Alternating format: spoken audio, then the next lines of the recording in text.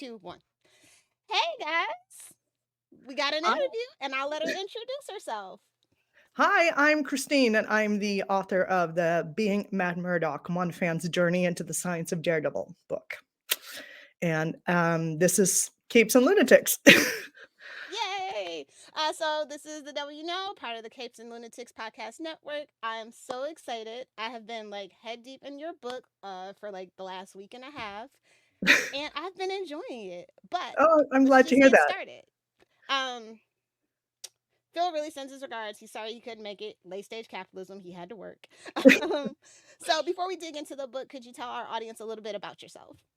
Sure. I born and raised in Sweden, still live in Sweden. I got into Daredevil back in actually a couple of years after the movie came out, which I watched on I don't think it was VHS. I think it was actually DVD, but it was like way back in the olden days. And I didn't actually love the movie, but I liked it okay on a rewatch and thought, what an interesting character. Because I'd been reading comics as a kid and stuff. I'd been reading like a lot of Spider-Man, Superman, that kind of thing.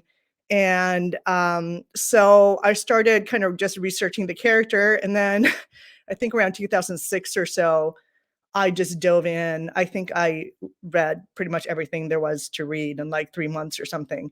And then in late 2007, I set up my website, which is the Other Murdoch Papers. And it's a blog that's still like I still write for it occasionally, but not as much as I used to.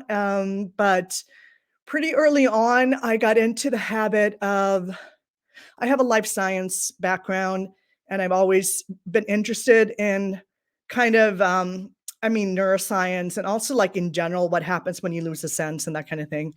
I even wrote a paper on that back in college, sensory Oh, little compensation. tea. So yeah, so I had like the combination of being interested in superheroes and being interested in this kind of very niche area of neuroscience.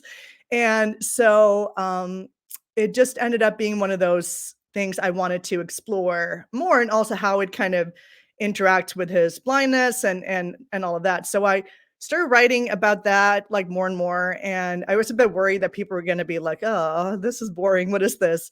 But a lot Did of I those read that those posts are like still like some of your number one posts yeah, on your yeah, they website? are. People loved it, or at least some people did. Not everything is for everybody, but a lot of people really enjoyed that, so I kept doing it. And then it kind of became this thing in the back of my mind that, one of these days I'm going to write a book about this. And that was, I think, about 10 years before I actually got it, done. But for many, many years, I would just kind of, if I came across anything interesting, I would kind of research wise I would make a note of it. And some of the stuff I started some chapters I started working on like maybe 8 or 10 years ago, filed away for later and that kind of thing. And then it kind of got to the point where I was like, you know what, if I were to be told that I had like a year left to live, which I'm not dying, so there's nothing like that, but but it just I was kind of at that stage in my life where I was just thinking, this is the kind of thing I would really want to do if I had a limited time left on earth. This book just it needs to get out there. So then I kind of set aside, I was able to cut back on work a bit, and I spent like a little over a year just finishing everything, Oh and wow. really applying myself and getting it done. So it came out in July of 2022. Wow. A Yeah. year. We'll get into that later. I didn't hear you mention saved Daredevil. So can we get into that a little bit? It started off, in the fandom Oh, without sure. fear. Yeah, yeah, Yeah. yeah, yeah, You're a yeah. big part of it. Right. I am also a member of the saved Daredevil team. We used to be saved Daredevil without, now we have a very conveniently a double D in the middle, so it's saved. So yeah, I was part of the sort of initial gang that got together right after, actually a few days before the cancellation, because we were kind of worried because both Iron Fist and Luke Cage, I think at that point had been canceled. And we were like, oh gosh, shit, and we didn't know each other much. Like there was a couple of us that kind of knew of each other, just mostly from, being online and in the same circles. And we kind of just got together. It was like on Twitter in a DM group, and we started just kind of setting up this campaign to push for a continuation of the show. And then, like a few days later, it was canceled, and then we had to, of course, regroup. And yeah, we've been doing that since 2018, which is kind of crazy. And of course, now we've shifted from a Save Our Show campaign to just being kind of a hype train at this point. So, Well, but yeah, everybody should be on the hype train for Charlie Cox, quite yeah. honestly. So yeah, and there's a lot of there's so much to be hyped about right now. It's kind of funny. We have this podcast that comes out every now and then. I mean, we're up to like episode 47, so we've been doing okay. But called Talk Daredevil, if anyone wants to check that out. And the most recent episode we did, we had to from like a couple of weeks ago, we recorded it, and there were like so many things happening that while I was editing it, like so much had happened that we had to like go back in, record a new ending, and like stick it to the end. So it's been pretty crazy. We're all just yeah, we're geeking out hard. It's so funny because with Daredevil, you're either, as a Daredevil fan, you're either in feast or famine mode. And we had been in famine mode for so long. Now we're in feast mode, like especially in the comics, and like Yeah, everybody's like waiting for Born Again, and then Echo also just came out and all these yeah, things, and it's just like it's like as somebody who's been reading comics like my whole life and like Daredevil since like the late 90s, and like yeah, seeing how he was treated then to compare to like how he's yeah. grown as a character in the mainstream now, it's so amazing. It really Yeah. truly is. I mean, I had never when I came across the movie, I had never heard of the character. Like he did have there were I think there were like a couple of arcs from the Miller run that were translated into Swedish. So he did have, I guess, a minor following back like in the 80s when those were coming out, but he was not a known character like here at all. I mean, he's a relatively minor character compared to some others in the US Yeah. too, but I mean, especially in this part of the world, I had never heard of this It's good character. to know Frank Miller is inescapable everywhere. Yeah. No, but I mean, because that was like when, the whole Electra saga and everything, I think Yeah. that was such a huge hit that that got pretty widely translated. Very cool. So do you remember your actual first Daredevil comic that you read? Yeah, let's see. Gosh. I want to say um I'm trying to remember because I was like doing it very out of order in a way. Because I jumped on to the comics that were coming out at the time. So I Okay. think it may have actually been this was like early Brubaker, Oh, okay. and um, oh my gosh, who was the artist? Michael Lark. Sorry, I always say Brubaker Lark, and I'm like something like that. Oh, yeah, that slipped my mind. But yeah, I think I may have actually read their first like the first collection paperback collection that they wrote first. I think that may have been it. And then I was kind of at the same time finding like the older comics. And but I can't quite remember which is yeah, that's interesting. But it was like I was doing that and then I was going back to the very beginning at the same time. So I kind of had like Oh two. wow, yeah. Yeah. So And I I found Daredevil through Teenage Mutant Ninja Turtles, technically. Like oh I yeah, was I at a love that con and connection. Yeah. yeah, I was at a con and they were talking about it and I was just like, "What?" And so ever since I heard that like interview at a con, it has been my life's mission to make that canon. Yeah. But so like yeah, I was reading your Reddit AMA. Shout out to you doing a Reddit AMA. By the way, like It because was Reddit is fun. very very scary sometimes because you just never know what you're gonna get. And Yeah. somebody did give you that question, and they were like, "Hey, did you talk about the Teenage Mutant Ninja Turtles?" And you're like, "No," but like I read Yeah. the extra chapter that she had published too, and I thought that that was very interesting as well. Yeah. Totally get why it didn't make the final cut, but maybe one day we will get a second second edition and we can Yeah. talk Yeah. we can talk about it. Maybe so. Honestly, the reason I cut that was because it was taking me it was just slightly off topic. Like, I mean, I I put it on the companion website for a reason, because I do think, I mean, it's interesting stuff. And I put a lot of work into it, but I guess writing a book is all about like killing your darlings. Yes. And Can't be that, afraid to kill your dog. yeah, yeah. But in that case, I felt like, because I was going to put that pretty early in the book, and I was like, no, I don't want to put it off any longer, really getting into the stuff with the census and everything. Um, so although, I know the book, I was kind of worried about that too. The same way I was worried about like writing about, the science of the census on my blog, because I've tried to make it as pedagogical as possible, but I also don't want to talk down to the reader. So some parts of it, and I Yeah. tell people this who want to read the book, that, you know, number one, you can jump around in the book. Like, some chapters are just going to be lighter reading than others. Some are going to be like, oh, whoa, okay, but it's like, okay, you don't have to actually understand everything.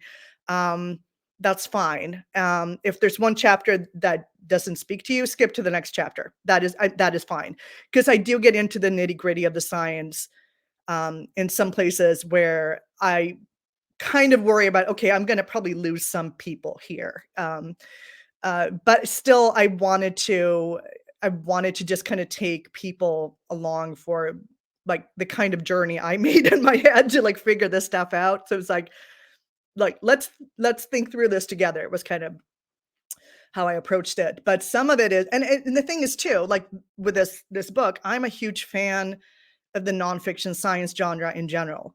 Like, I'm the kind of person who likes reading a bunch of books about neuroscience. For a lay audience usually, but I've read um, some textbooks on that kind of stuff too. But I enjoy that genre. I enjoy the history of science. I enjoy all kinds of stuff. So I was thinking there should be some kind of audience with an overlap where like they also enjoy that kind of fare, and they also enjoy Daredevil at the same time. And some people are going to I be think in you both coined modes. a term though, fan nonfiction. I love Yeah, it. yeah, I yeah, think that's a really interesting way to look at it. Yeah.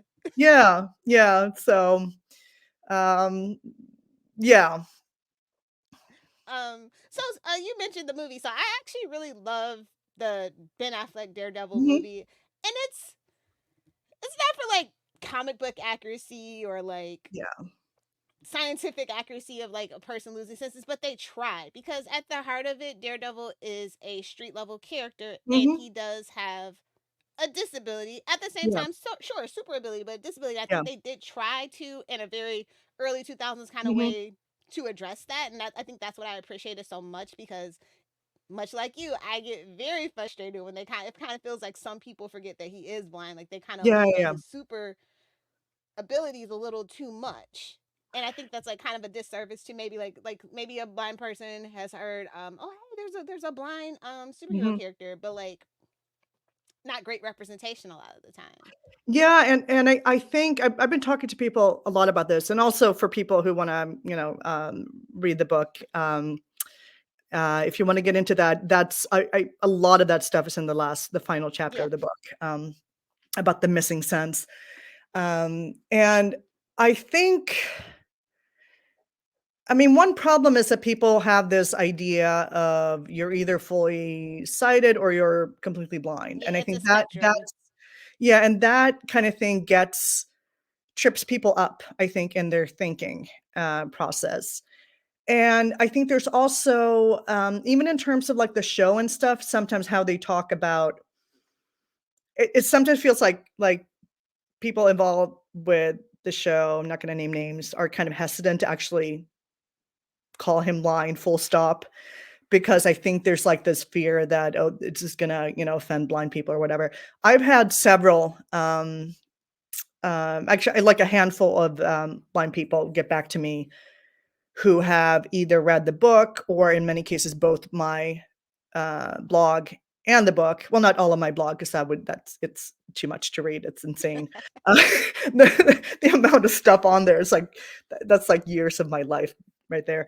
But anyway, I've had blind and visually impaired people get back to me saying that they came to appreciate the character more from my perspective, which I was, I'm happy to hear that. But I think I do think that a lot of writers do have a problem with, and I mean, this is just, they do have a problem with combining the fact that yes, there are certain things that he can do better than anyone, whether blind or sighted. Absolutely, he does exist in a universe of superhumans. So there's that, but it's also like there's this. I call it kind of like the lie at the origin of Daredevil, the idea Yes. that his other Or from the senses 60s. compensate. But That's the whole thing. there's a logical flaw in that it seems like a lot of just creators don't really quite know what to do with, because on the one hand, like I put it, in some cases his other senses compensate fully. In other cases, they don't even compensate like at all. Like put Matt Murdock in a college classroom and he is like any other blind student. There's like really no difference. I think I wrote somewhere that it's like, okay, so you can tell what the professor had for lunch, but that doesn't actually help you do your schoolwork. So Yeah. and I think this whole, like, there's a patchwork of different things going on. And I think in a lot of ways, the way a lot of writers have dealt with this is to just simply not deal with it. Like, you just avoid putting him in situations where this would create a problem. And that creates a kind of bias in the stories where you just like, you don't get to go grocery shopping with Matt Murdock. And I mean, part of that is because like that's not central to to a comic book about a superhero. But it also kind of But it tends can to, be. it could Matt be. I Murdock mean, is, because he is street level. I feel like street yeah, level characters are more inclined yeah, to have that damn the life yeah, of the civilian identity. right. And I think my favorite writers are the ones that kind of do that, which kind of like Yeah, Manchester yeah, does do that. A couple others do that. And yeah, those are the runs that I really enjoy where yeah. they don't forget Matt. Oh, I agree. I agree. I always want a lot of Matt Murdock in my stories. But one thing I'd actually be interested in doing one of these days is to make a comparison between, like, really as an experiment, just read a bunch of Daredevil comics from one era and like compare it to maybe Spider-Man from the same era or some other more street level character, and just look at what kind of situations they put that character into that you never see Matt in. Because if you put him into that situation, his blindness is going to be more apparent. And I Yeah. think in order to get the sort of central concept of sensory compensation to work, you need to kind of not, you need to avoid certain things in order to sell that to the audience. And I don't know how much of this is like, honestly, I think very little of it is deliberate. I think it is just, especially when you have a character that one creative team inherits from the previous creative team who inherited from their creative team, and then you get this whole lore around a character, that people just kind of have come to see this character in a particular way, and you don't want to maybe change things up too much because then that's going to be like too glaring or something. So I think it's just kind of become this sort of truism that, like, well, his other senses more than compensate, and then people just stop. They don't think beyond that or question that. And that's always like annoyed the heck out of me. So a lot of my old posts are like I always, preface it with like, okay, I'm back beating that old horse again. But like, yes, he really is blind, in ways that actually sometimes matter, and in ways that would, if he were a real person, affect him several times a day in various ways. And so the whole idea that I think there's even an old comic from like the early 70s where he's like, "Oh, I forgot I was blind." And I'm like, "Well, I know, I Yeah. don't think he would think That about is it a very meme much, but I panel. don't think he'd forget." No. So so I do Yeah. find that kind of interesting, too. But again, I've tried to just have a very sort of scientific approach to like, okay, does this make sense? And kind of just interrogate, the stories and, um, what happens on the page and how he's talked about and how he's understood and by his readers and creators. So And I do want to give a shout out to you for making me feel a little less crazy. It always bothers me that they never focus on the sense of smell because the sense of Yeah. smell is tied to memory, right? And Matt has all these traumas, like with his mom leaving and his dad dying, and like growing up in a gym, and like Mhm. how things should trigger him since his smell is in overdrive and things like Yeah. that. So Yeah, and, yeah, and one reason I give for that in the book is that we tend to humans in general take tend it for to granted. yeah, yeah, it's like and that's one of the I think, it's interesting about the sense of smell being tied to memory because that seems to be kind of the extent to which the sense of smell is special in that way compared to the other senses is kind of debated. Where some say that, well, maybe there's some indication that those sensations are more kind of emotional or like, um, that they had like an emotional component that maybe the other senses don't. But there's also one explanation that I find kind of compelling, which is that when we do come across a scent that reminds us of something or like transports us back to some memory, one of the things that sticks out is that it's surprising to us because we don't remember having a memory of this smell in the first place. So it's like, how do you like suddenly you're, thrown back to some other event that you don't even remember having associated with any kind of smell at all. And that is surprising to you. And then that of course triggers something like, whoa, what just happened there? But yeah, and I mean one reason given for why we don't pay attention to smell as much is that yes, humans do have a slightly worse sense of smell than say I have my cat Murdock here next to me. There he is. Then Orange and kitty, orange kitty he has a activity. sister named Electra. She'll probably gonna show up too soon too. But I mean, yes, they do have a better sense of smell than I do. Smell is more important to them than it is to me. There's also some people have pointed out that to some animals like cats and dogs and others, smells are we tend to kind of classify scents into either like yuck or like ooh that smells really good. We don't have a lot of smells that we're just kind of neutral to, like emotionally. We tend to either just like them or dislike them, whereas some animals apparently seem to have they find smells probably useful in ways that we don't. But one reason that we don't notice smells as much is because they don't um, they don't update.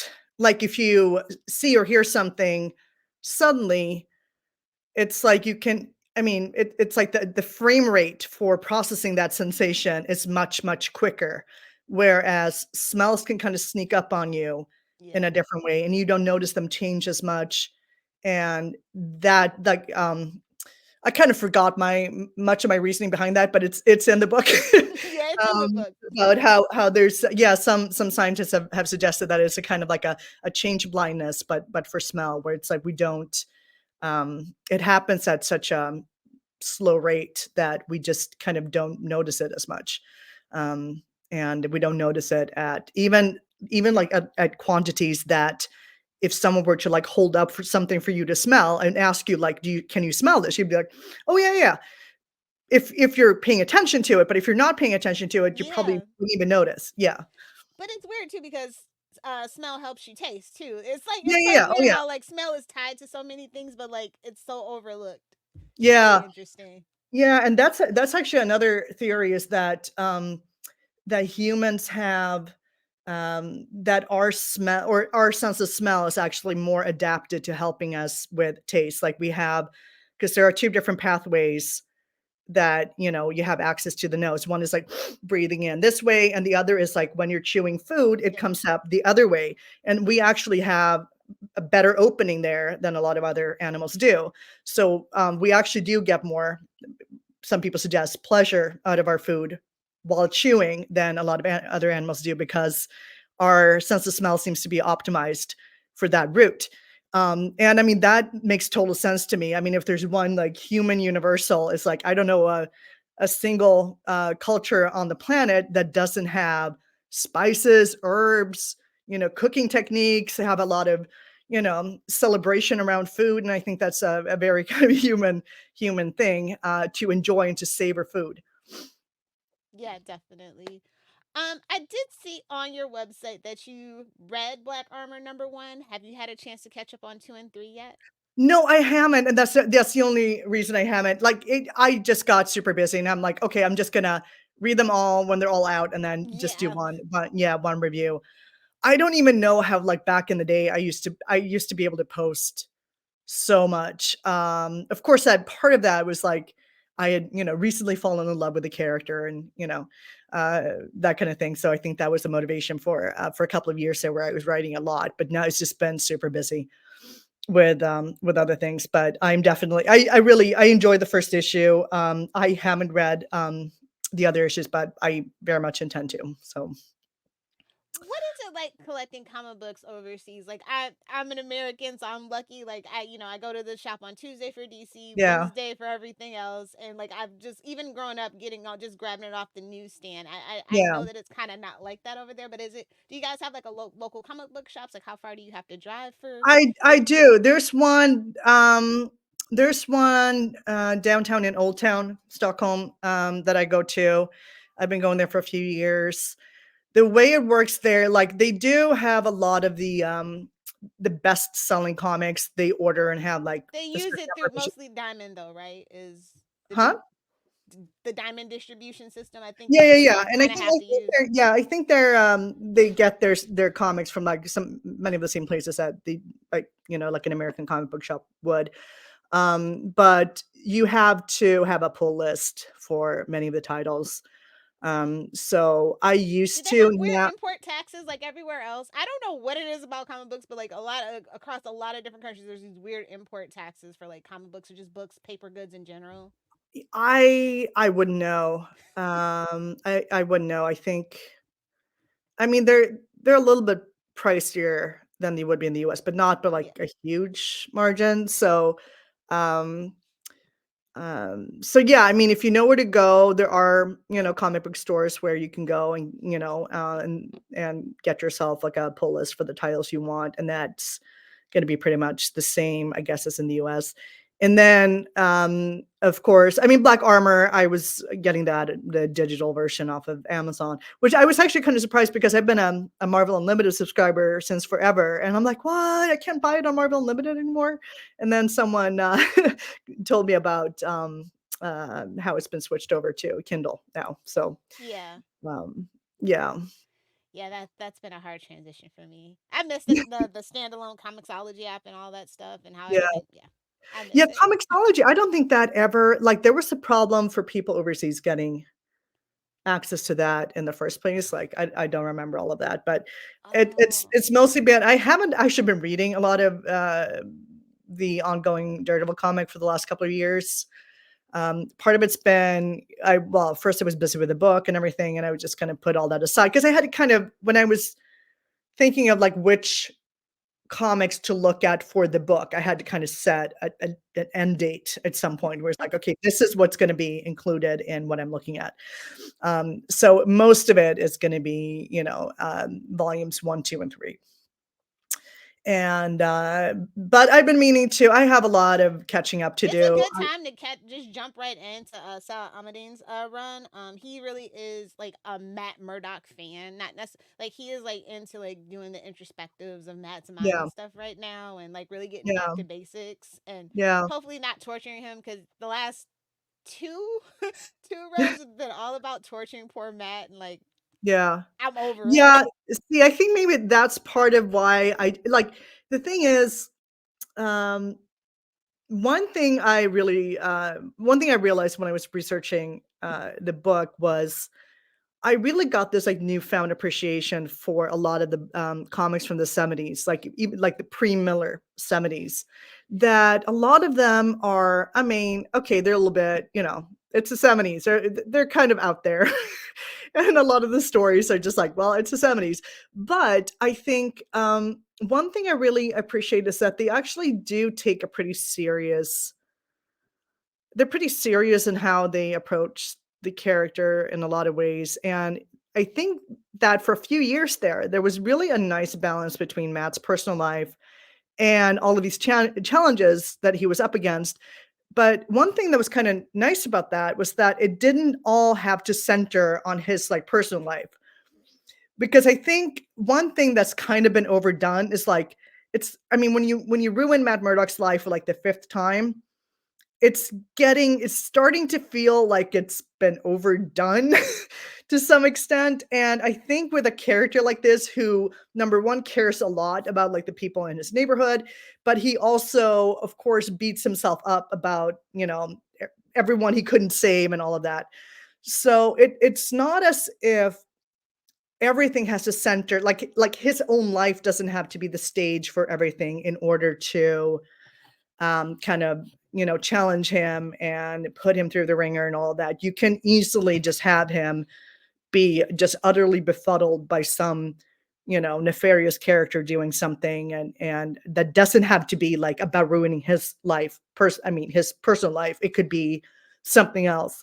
And I think that's something I would really like to just tell a lot of the mono writers, that there is that venue too. Like you can mess with him without messing with him, if you know what I mean. Exactly. Yeah, and that Yeah. Sal's totally kind of gotten that. I think he was kind of tired of people beating up on poor Matt Yeah. too. So he's like, he's kind of made him a priest. So, and we haven't really touched the religious angle in a really long Yeah. time with Matt too. So it's pretty But that, cool. see, to me, the religious angle is kind of like, this is maybe controversial, but Matt just, like, he's never really been a practicing Catholic until very recently. I'm gonna say, like, Like most Kevin Catholic, not Smith. kidding. No, no, no, but seriously, because, like, when you read all the comics, like, several times, uh, I think, it was just always kind of like, assumed, I guess, that he was Irish Catholic because he's Irish or, like, of Irish descent. But I think it was like Tony Isabella who, like, in the late 60s, had the first comic that actually had like a Catholic theme, where I think it's Matt kind of visiting.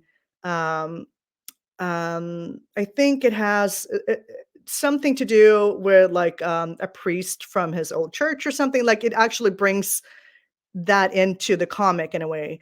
And then they don't really touch it much. And then, of course, you have Daredevil Born Again, which has a lot of sort of like the imagery, the mythology, the sort of all of that is very sort of religious.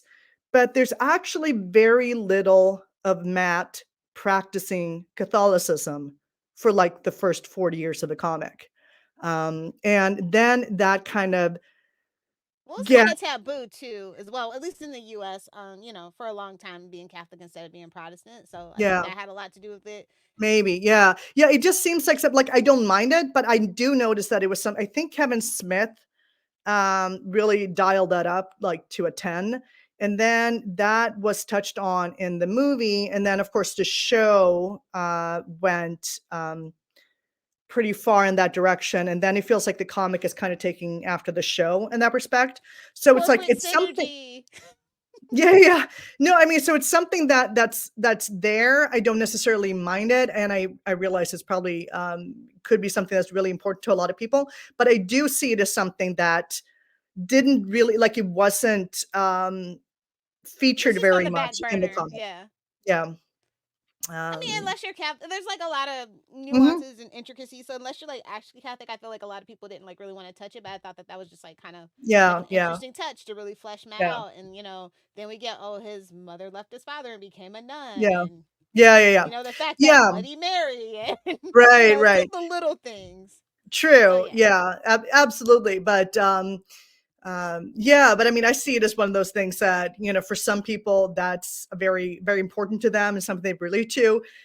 Whereas for me, like, Matt's blindness is very important to me. It's not something I relate to. I have good vision, but it's something that I feel is an important aspect of the character that maybe other people don't care about. So, I mean, I guess that's another good thing about Matt Murdock. Like, everyone can find Something, yeah. something they relate He's to, a or lawyer. really, yeah. So, Very cool. Um, so let's see. Oh, since we kind of mentioned black armor, I kind of like the biomimetic armor of the 90s, because you got to remember, mhm. in the 90s every superhero had Yeah, yeah, armor, but like not a lot of street level characters actually had armor. And like yeah. Matt doesn't have a healing factor, so for me, No, I liked it, and he kind of went out of the DG Chichester kind of went out of his way to yeah, explain it, which yeah, made me feel a little bit better about it. And that's also why I like the Daredevil movie, because they go, it's like biking leather. It's not spandex. You need more than yeah, spandex when you're fighting crime. yeah, yeah. So Yeah. I also kind of like the armored costume. It's very sleek looking. I mean, it's very. It's not like too bright or anything. It's quite. It's nice. And but that's another thing that a lot of people, yeah, that's a have a sticking point. haven't. Yeah, but even like just translating a character from the comic book page to like live action, I notice a lot of fans are like, it doesn't look exactly like it does in the comics. And I'm thinking, yeah, but if you did exactly Because what's in the physics is comics, the live action, real. it's not going to look good. It's like, you don't want like super, super thin spandex on like an actual person's body. It's not going to be, it's not going to be like to anybody's benefit. Cosplayers will Um, tell you that. yeah. Oh, yeah. No, there are a lot of really, really good cosplayers out there. Although I'm not sure cosplayers, it would be advised for them to actually go out fighting crime wearing those costumes. So, Yeah, definitely not. so I mean, yeah, I think, but I don't know if people have. I'm not going to mention the spoilers or anything, but there's a lot of great footage out there for people to look at from the upcoming show that Yeah, look they're pretty good. not really keeping a lid on this one. No, we are like me and the rest of the Save Daredevil team. We're like, did we get this many spoilers for like the first season? And No, we didn't. no, we did not. I And think I'm we got thinking, the hallway scene. They hyped the hallway yeah, scene, and that was about it. yeah.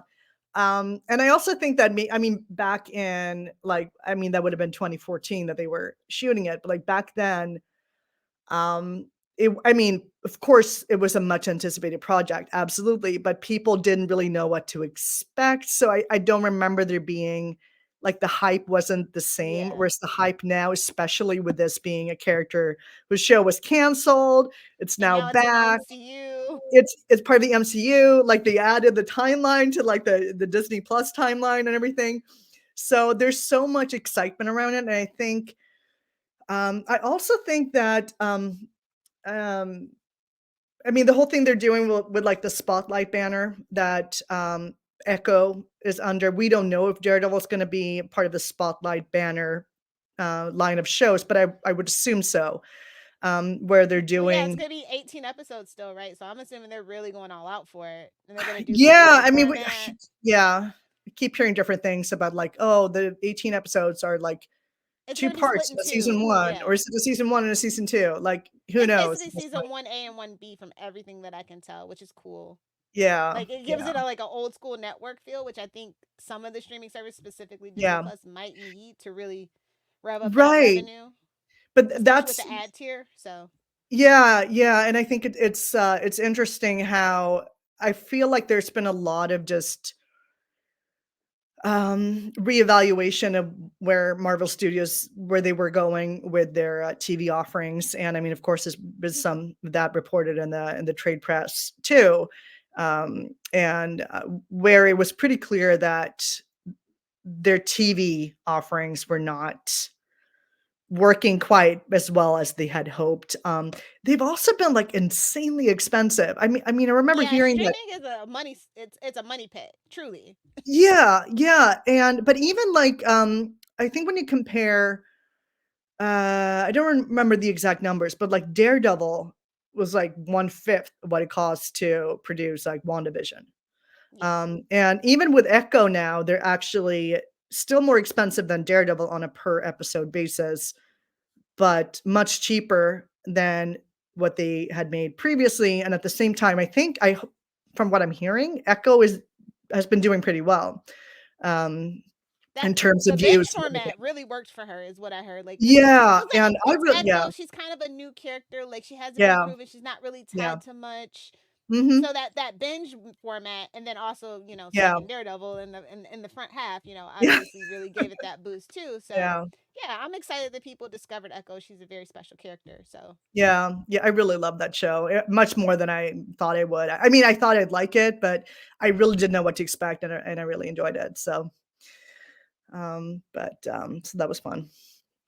And okay, again, so it's a street level kind of show, which I think bodes exactly. well for Daredevil, hopefully. So I love all the quotes that you used in the book, but chapter 2 is my favorite because when you can use a Neil Gaiman quote, please use a Neil Gaiman quote. yeah. So how did you decide? Like, how did you pull all these quotes? Were they just like floating in your head, and you just like wrote them down, and like I'll find somewhere to put them? Yeah, actually, the Neil Gaiman quote, I can just I, admit right away, I found on one of those like quote pages, like I want to quote about this, So that was a quote. I just kind of liked the quote. Some of the quotes, um, I mean, for the first chapter about the literary origins, that seemed like such a slam dunk to use the Valley of the Blind quote, especially because it mentions a lot of like, you'll notice something that was written decades before Daredevil came out, and it still has a lot of the same sort of the same types of things that people are doing, hearing heartbeats and that kind of thing. So that one felt pretty obvious. I knew that I wanted a quote to start each chapter. That was just something I was very attached to. So let's see. I actually have the book right next to me. I don't remember all the quotes that I had. I mean, some of they're very kind of different. Yeah, you Some said are them from the everywhere. I really scientific. enjoyed that. Yeah, Like some are from the H.G. scientific Wells, Neil literature. Gaiman, and then like Yeah, some yeah. some weird science guy I've never heard of. Yeah, and then I have uh um the one with one of the radar chapters is just like foggy. Let's see, which one is this? Sorry, I got this up here. Yeah, the one with foggy. Oh yeah, it's a conversation between Matt and Foggy from the comics, where Matt says, "I really am blind from a childhood accident that heightened my remaining senses and added a sort of radar sense. It gives me an idea of an object's contour, but that's all." And then Foggy says, "Let me get this straight. You only see things in outlines. You decided to put on a costume, run around rooftops, and fight supervillains." And then Matt goes, "I'm an endless contradiction that never stand up to cross examination, Foggy. Always thought that was part of my charm." And that's from like late. That sums it up. Yeah. That sums it up. And because I loved that dialogue in the comics is from their first kind of real talk after Foggy finds out that he's Daredevil. And Matt then a few weeks later just decides to kind of show up at the office as if nothing had happened. Of course, Foggy's pissed, like, "You've been lying to me all these years." And of course, he assumes that Matt's not really blind. And then he goes, "I really am blind." And then he explains how this works. And then, of course, that's in the comics that is superimposed on like an image or like a panel showing Foggy in kind of an outline. Um, so it really I actually love those both the Carl Kiesel and um what's the one after it? Yeah, that's Carl Kiesel, and then, okay, it's slipping my mind. Anyway, there were a It's couple of okay. runs there, like in late volume 1 during the '90s that were actually, pretty funny. They had a lot of humor in them, without necessarily going overboard because I enjoy that kind of humor. It was a very sort of, self-deprecating, witty, stuff that I felt, I feel like Daredevil is a character who can work as both very dark and but he can also do a kind of dry self-deprecating sense of humor really well. Yeah, definitely. So there was a lot of that, and there was a lot of just kind of like, okay, I don't make sense, but this is me. And so yeah, so I like, so yeah, my big quotes from the beginning of the chapters are from very very different sources, and it was just like depending on what I wanted to get across. But yeah, and of course the one from the final chapter, which is the one that I often use to remind people of Matt's blindness, is the one from Miller and Klaus Janson from Daredevil 191, which is also my all-time favorite issue of the comic. Um, Nice. Roulette, the one where he goes to a bull-sized hospital bed and acts all menacing. Where he says the secret identity can be a relief bullseye. When I'm Murdock, I don't have to use my amplified senses to pretend I'm not blind.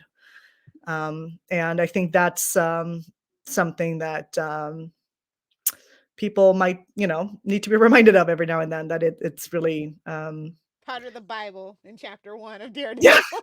yeah. So I yeah. actually didn't know what to expect with your book because, well, DG Chichester kind of recommended it.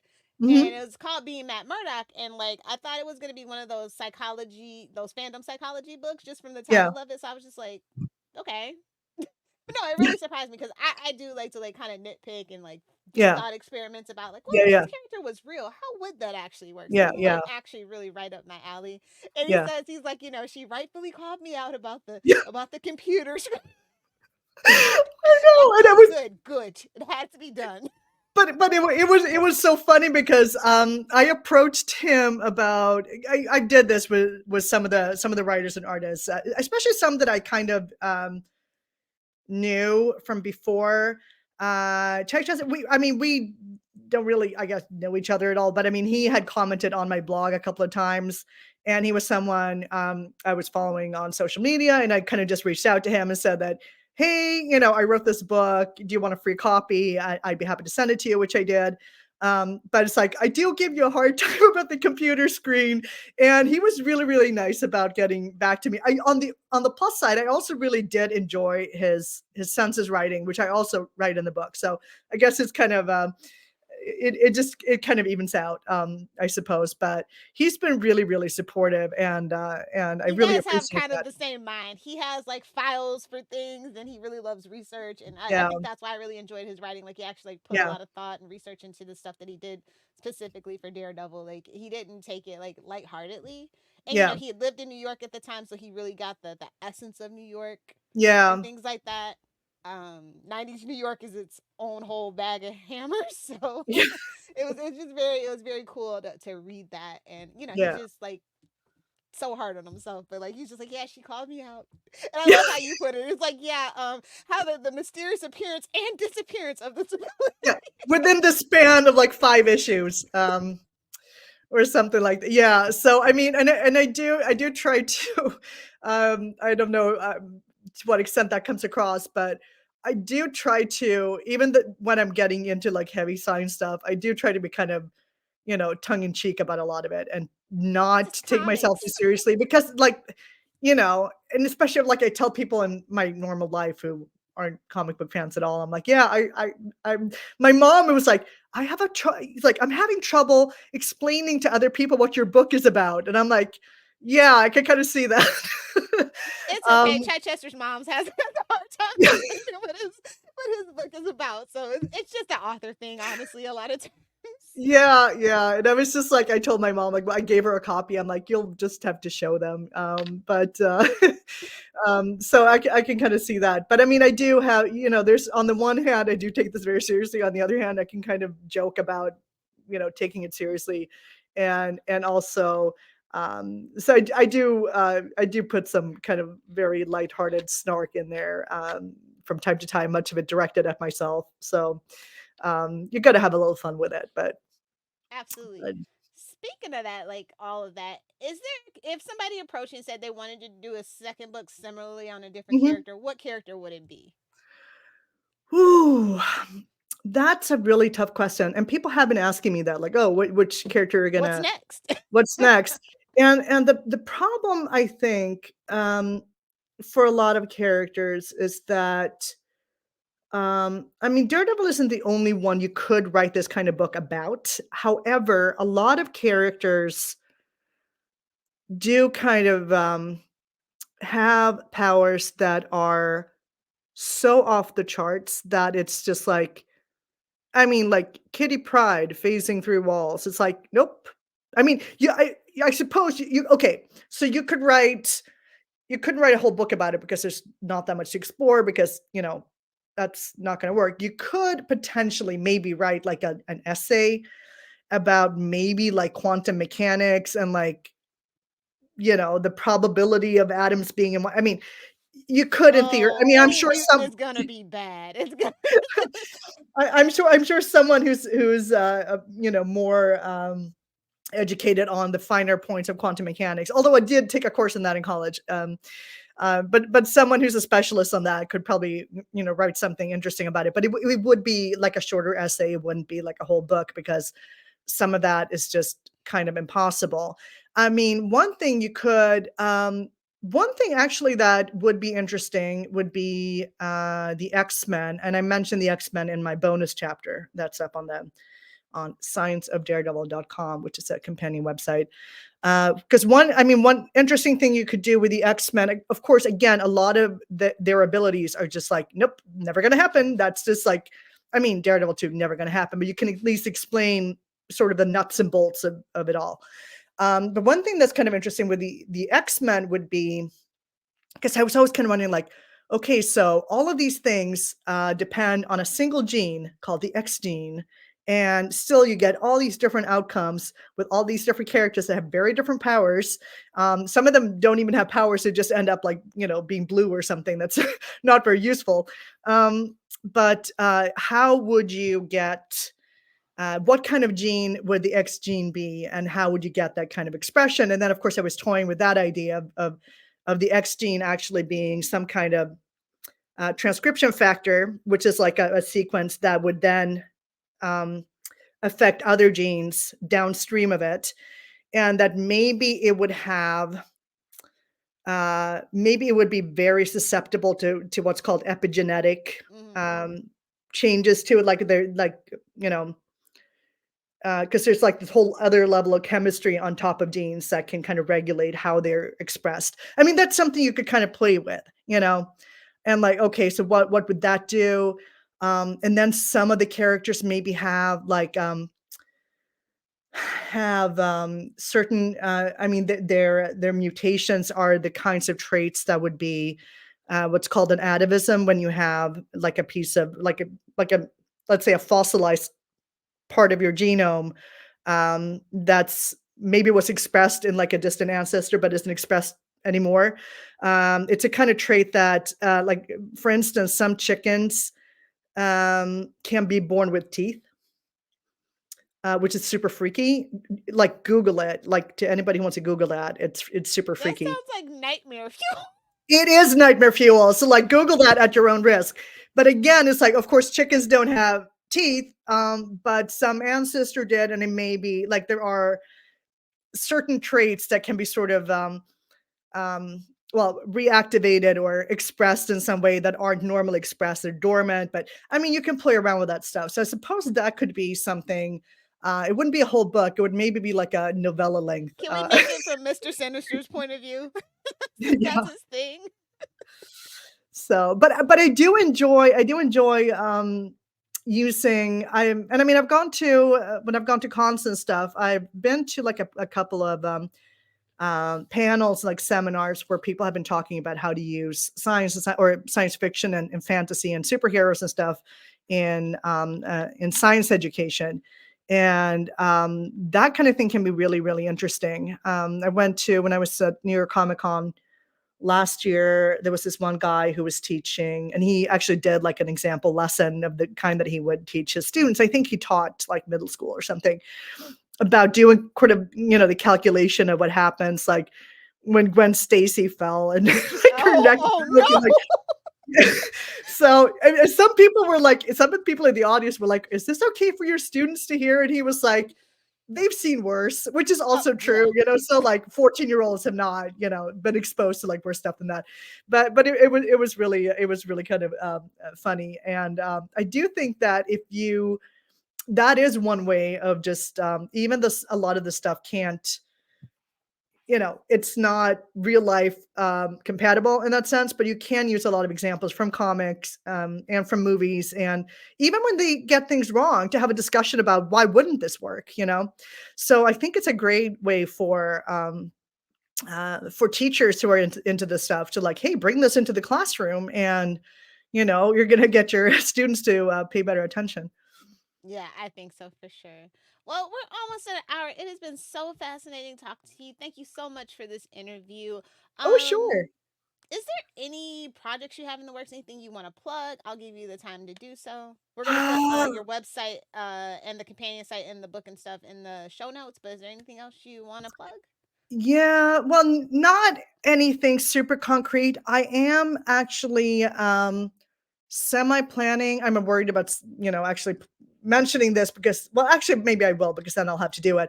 I've been thinking of actually doing a like 6 to 7 episode podcast series on the radar sense, Oh, okay. expanding on some of the stuff in the book. And that's Cat Murdock right there. Um, and so I've been kind of starting to script that. Who knows when that's going to be? I mean, it could be months from now, but I suppose Please if let us know. We're happy to boost it and everything. We're like yeah, we just love yeah, everything Daredevil, really everything comic book related. We have people that do fan films on stuff like that. So yeah, yeah. we totally love it. Yeah, I mean, I just felt like I wasn't done with the subject, and especially the radar sense. It's just so it's been so many different things and nothing at all at the same time. It's just very like nobody knows. The kind of thing you think when you first pick up the book that clearly people have like the writers have a sense of what the radar sense is, and then like you read more and more, and it's like, yeah, but there's not just none of it actually. There's not one way to fit it all together, and in a like a coherent way that accounts for everything he's ever done or not done. So it is kind of fascinating, and it's interesting from also like um, the origins of it. I mean, one thing that I realized before I started, just briefly before I started writing the book, I was reading a book by a blind writer, and the book had actually just come out. It had only been out for a few months, so I was just lucky I read it. And she was referencing a quote from a blind author who had written a book that came out in 1958 called "The Sound of the Walls." And he has one description in there of what it feels like to kind of sense your surroundings without seeing them. That when I read that section, I was like, holy shit, Stan Lee or someone at Marvel must have read this. Um, it was just so I will never forget the moment I read that, and I'm like, whoa, is this where they got the inspiration to? Because he even says it's like radar, and of course radar had just, I mean, World War II was when radar became like a big, the new And technology. did they really So know the difference between sonar and radar?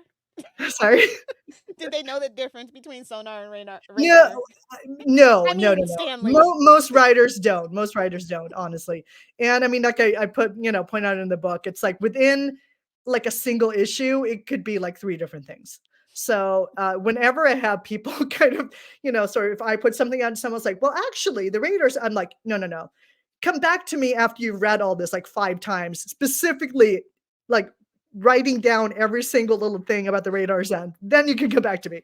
And you'll notice it's like it's all over the place, but it's fascinating. So, Well, you but sound thank super you so much passionate, for so we having me. hope you do that podcast. We really Yeah, do. yeah. There's But so much yeah, more to say. thank you so much for joining us. We really appreciate it. Yeah, thank you for having me. Did your I couldn't I don't my Audible account's kind of bad, but did it ever actually get put on Audible for the audiobook? I like audiobooks, and I think I'm gonna download Yeah, it yeah, and yeah. try Oh, that. yeah. I should mention that too because yes, yeah, it's on Audible. It's on pretty much all the audio websites too. Yeah, I recorded an audiobook. I did that over the course of one weekend. The guy who recorded it, like who had the studio where I recorded it, said that I held the record for most consecutive hours of recording. It was that insane. Like I had to drive 5 hours to get to a place. He had like an old house he had rebuilt into an old house from the late 18th century, I should add. He had rebuilt into like a sound studio. It was crazy. But it was like the cheapest place I could find. And so I did like I think 18 hours of recording, and then I cut that down to like it's 10 hours and 15 minutes, I think. So yeah, so I did my own recording. So if you hate the sound of my voice, don't, you may want to skip it. But yeah, that was kind of crazy. All right, very But cool. yeah, it is out. It's available as an audiobook for people who prefer that. Yeah. Oh, and I did get a message that somebody says you better do 50 plus ways in which Born Again reminds you that Matt is Yeah, yeah, for real. We are all looking forward to that actually. So yeah, yeah, and I hope there will be more than 50. I really, really hope so. I mean, that's always been kind of a dream of mine that, someone associated with that show has actually read my book because it would be beneficial to them to read it. But of course, I don't think they could ever um, actually say one way or the other if they did. But I yeah. mean, because if you think this character is confusing, there's a way to unconfuse yourself. And I hope I've been able to do that. I think you did a great job.